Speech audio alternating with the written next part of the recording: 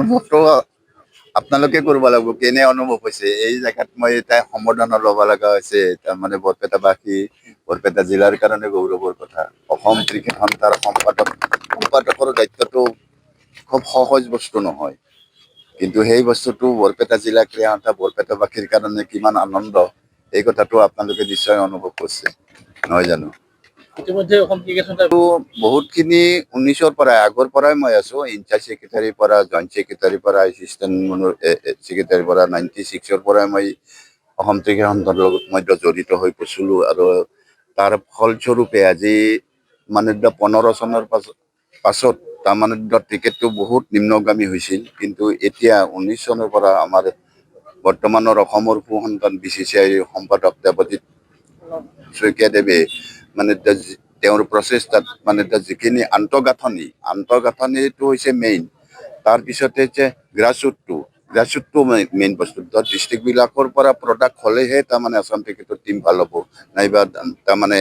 এই যে প্ৰডাক্টটো আমি ডিষ্ট্ৰিক্টৰ পৰাই আছোঁ আৰু আমি ডিষ্ট্ৰিক্টত তাৰমানে গ্ৰাছৰুটটো আমি তাৰমানে কৰিব লাগিব উন্নত কৰিব লাগিব গতিকে সেইখিনিৰ কাৰণে তেওঁ যথেষ্ট প্ৰয়াস কৰি আজি সেই সুফলটো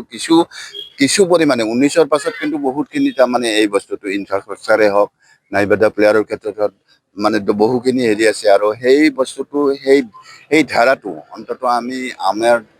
APL যিখন তাৰমানে আমাৰ কমিটি আমাৰ নতুন কমিটিত তাৰমানে সেই প্ৰচেছটো আমি ধৰি ৰখাৰ কাৰণে মানে দৃঢ় প্ৰতিজ্ঞ আৰু সেই প্ৰচেছতে আমি অসমক তাৰমানে ভাৰতবৰ্ষৰ ভিতৰত এখন সুন্দৰ তাৰমানে ক্ৰিকেটৰ ৰাজ্য হিচাপে গঢ়ি তোলাৰ কাৰণে আমি প্ৰচেষ্টা চলাই যাম দেখিবলৈ পোৱা গৈছে যে বিগত আপোনালোকে যিটো কয় মই সেইটোত একমত নহয় আপোনালোকে চাওক অসমৰ ইমূৰৰ পৰা সিমূৰৰ পৰা কিন্তু বৰপেটা ক্ৰীড়া সন্থাৰ পৰাই তাৰমানে ৰঞ্জী প্লেয়াৰ 7টা তাৰমানে হেৰি হৈছে কিন্তু কোনো ডিষ্ট্ৰিক্টৰ পৰা 7টা প্লেয়াৰ যোৱা বছৰৰ আগৰবাৰ বৰপেটা ক্ৰীড়া সন্থাৰ পৰা বৰপেটা জিলাৰ পৰা 5টা ৰঞ্জী প্লেয়াৰ এটা টিমত তাৰমানে হেৰি কৰিছিল মানে খেলিছিল কিন্তু সেইটো আশ্চৰ্যজনক কথা সেইটো তাৰমানে ডিব্ৰুগড়ে হওক গুৱাহাটীয়ে হওক নাইবা যোৰহাটে হওক তেওঁলোকে আগতে তাৰমানে ডমিনেট কৰিছিল কিন্তু এতিয়া বৰপেটাৰ পৰা আমি মানে 5জন ল'ৰাটো 6জন ৰঞ্জী প্লেয়াৰ পাতো সেইটো বৰপেটাৰ কাৰণে গৌৰৱ আৰু বৰপেটাৰ জিলাৰ কাৰণে গৌৰৱ আমি তেনেকুৱা প্লেয়াৰ আজি অসম টিমৰ আজি আপুনি যিটো কৈছে অসম টিমৰ যিজন কেপ্টেইন ডেনিছ দাস বৰপেটাৰে সু-সন্তান এটা মই প্ৰথমে অসমখনৰ ইমূৰৰ পৰা সিমূৰলৈ চাই পেলাই তাৰপিছত মোৰ গৃহ চহৰ হিচাপে তাৰমানে জিলা হিচাপে যিখিনি তাৰমানে আমি এইবাৰ মানে প্ৰজেক্ট আমি কৰিম কিছুমান মানে প্ৰজেক্ট কৰিম আমি জিলাৰ বাহিৰত আমাৰ তাৰমানে এনেকুৱা তাৰমানে হেৰি আছে তাৰমানে কোচিঙৰ কাৰণে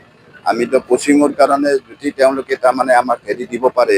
অন্ততঃ প্লেগ্ৰাউণ্ড এখন আমি দিব পাৰোঁ তাত পিটছৰ মানে ভাল পিটছ নহ'লে ভাল খেলুৱৈৰ সৃষ্টি নহয়